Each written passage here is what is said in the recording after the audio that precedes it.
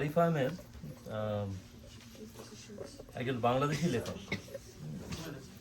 তো সেই বাংলাদেশি লেখক উনি ঠিক আছে।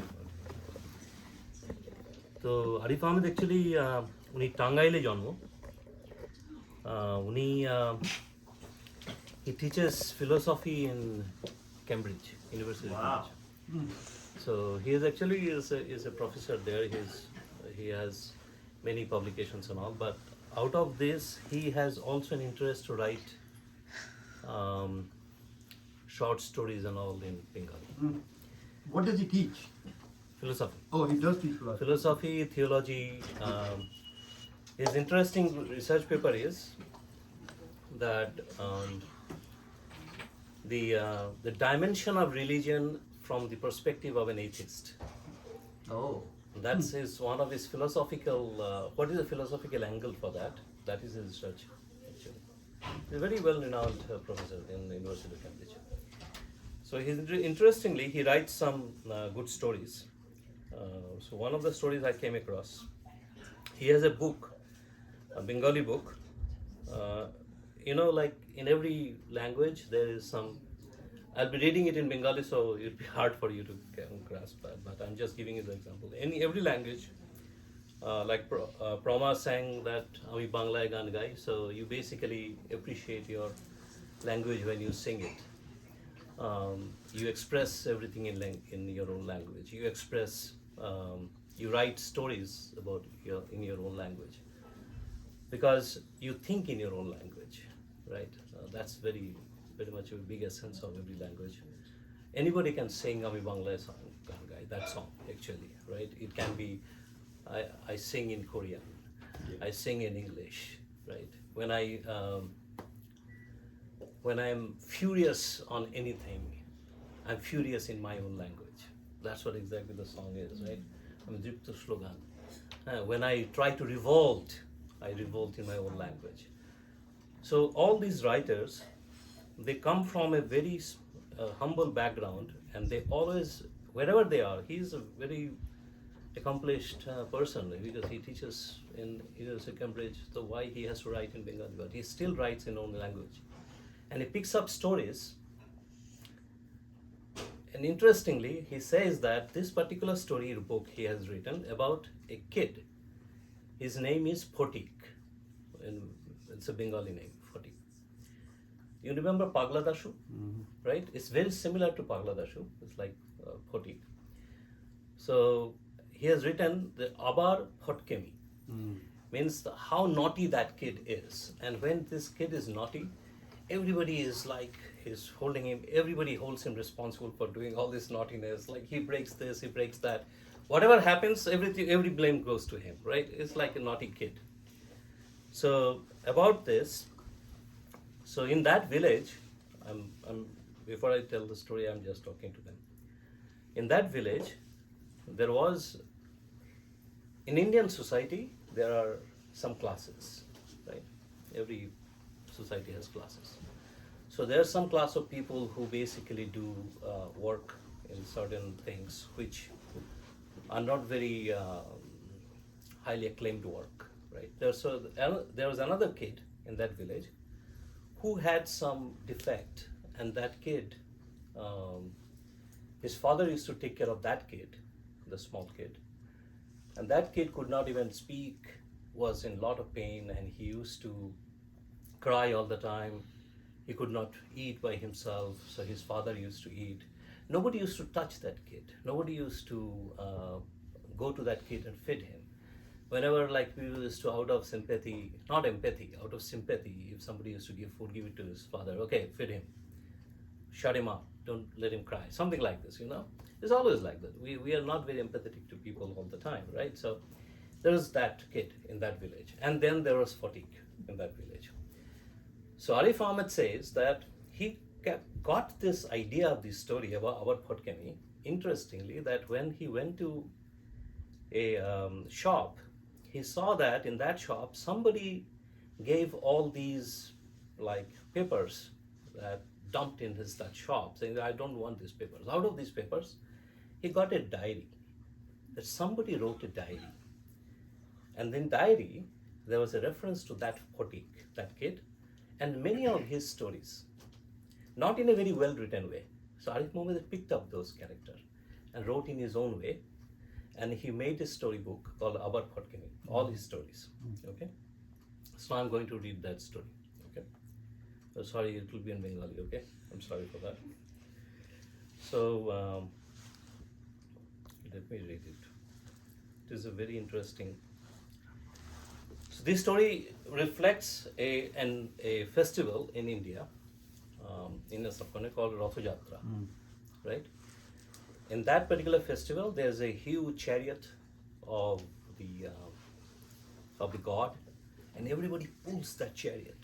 When they pull the chariot, the god is sitting there, the idol of the god.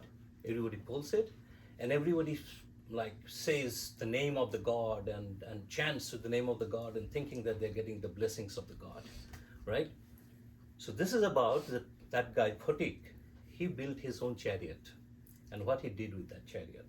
I'll explain after I read this book, okay? The story goes like this. রথের পরদিন হোস্টেলের মাঠে সকল ছাত্ররা খেলিতেছিল। বড় গোলযোগ, কোনো কিছুতেই মন দেয়া দায়। মৌলভী সাহেব দুবার আসিয়া ধমকাইয়াছেন, তাহার নমাজে মনসংযোগে ব্যাঘাত ঘটিতেছে বলিয়া। পণ্ডিত মশাই বলিয়াছেন যেন এই সব গোলযোগ সন্ধ্যারতির পূর্বেই থামিয়া যায়, নতুবা তিনি ব্যবস্থা নিবেন। এই গোলযোগের মাঝে ফটিক গণেশকে লইয়া যখন পণ্ডিত মশাই সমীপে আসিয়া একখানি কাপড় চাহিল, পণ্ডিত মশাই অবাক হইয়া বলিলেন, কাপড়ে কি করবি? ফটিক বলিল, পূজা করবে মাস্টারমশাই। পণ্ডিত মশাই বিস্মিত হইলেন, তবে একখানি ধুতি দিয়া বলিলেন, আমার পূজার কাপড়, নোংরা করিস না কিন্তু। মনে ভাবিলেন, যদি পূজা পূজা খেলিতে এই গোলযোগ কিঞ্চিত কমে, মন্দ কি? মৌলভী সাহেবও একই আশাতে তাহার নামাজের আসনখানি দিলেন, একই কথা বলিলেন, নোংরা করিস না কিন্তু। অন্য মাস্টার মশাইদের এবং ছাত্রদের কাছে ফটিক আর গণেশ গিয়া বিবিধ সামগ্রী একত্র করিল, খাবার সামগ্রী ব্যতীত আর সকল কিছু ফেরত দিতে হইবে। তা অনেক কিছু জোগাড় হইয়াছে, বাতাসা, নকুলদানা, আধখানা আপেল, খানতিনেক পেয়ারা, মালিকে বুঝাইয়া কিছু ফলেরও জোগাড় হইয়াছে। ছাত্রদের কোলাহল যখন হঠাৎ করিয়া থামিয়া গেল, তখন সকল মাস্টার মশাই ভাবিলেন, যাক, তাহাদের অনুমান সঠিক। তাহারা ভাবিতেও পারেন নাই কি অপেক্ষা করিয়া আছে দৈবে। যখন বুঝিলেন, তখন সকলে স্বীয় কর্ম ছাড়িয়া দৌড়াইলেন মাঠের অভিমুখে কি হইয়াছে বুঝিবার নিমিত্ত। এমন কি হইতে পারে পূজাতে যে সকল ছাত্ররা একযোগে চিৎকার করিয়া উঠিবে? সে কোলাহলের এত তীব্রতা যে তাহাতে আর গোলযোগ করা অসম্ভব। মাস্টার মশাইরা বাহিরে আসিয়া যাহা দেখিলেন, তাহাতে তাহাদের হতভম্ব ভাব কাহারও নিকট লুকাইয়া থাকিল না। স্কুলের জলের বালতি বা চালের বস্তা জাতীয় ভারী সামগ্রী টানিবার নিমিত্ত যে চাকাওয়ালা কাঠের পাটাতন আছে, সেই পাটাতনখানিকে সুন্দরভাবে সাজানো হইয়াছে। তাহার চতুর্দিক মুড়িয়া দেয়া হইয়াছে রঙিন কাগজ দিয়া। তাহার উপর পাতা হইয়াছে মৌলভী সাহেবের নামাজের আসন, আর তাহার উপর পণ্ডিত মশাইয়ের পূজার ধুতি পরিয়া বসিয়া আছে রামা মেথরের 3 বছরের পুত্র ডাকুয়া। রামা মেথর হোস্টেলের এক প্রান্তে থাকে, আর ডাকুয়া স্কুলের সকলের পরিচিত। ডাকুয়া কি একখানি রোগে আক্রান্ত হইয়া আপন হাত পা চালাইতে পারে না। তাহাকে কেহ কখনো হাসিতে দেখে নাই। সকল সময় নাক ফুলাইয়া কাঁদিতে থাকে। আপন হাতে খাইতে পারে না বলিয়া কেহ তাহাকে কিছু খাইতেও দেয় না। দিতে হইলে রামাকে দিয়া দেয়, সে খাওয়াইয়া দেয়। সেই ডাকুয়া বসিয়া আছে পাটাতনের উপর। তাহাতে লাগানো একখানি দড়ি ধরিয়া ছাত্ররা শোরগোল করিয়া টানিতেছে, আর মাঝে মাঝে ধ্বনি উঠিতেছে, জয় জগন্নাথ। ছাত্ররা রথযাত্রা খেলিতেছে, আর সেই রথে আসীন ডাকুয়া একগাল হাসিয়া বসিয়া আছে, আর সকলে আসিয়া তাহাকে এটা ওটা সেটা খাওয়াইয়া দিতেছে, আর তীব্র স্বরে বলিতেছে, জয় জগন্নাথ।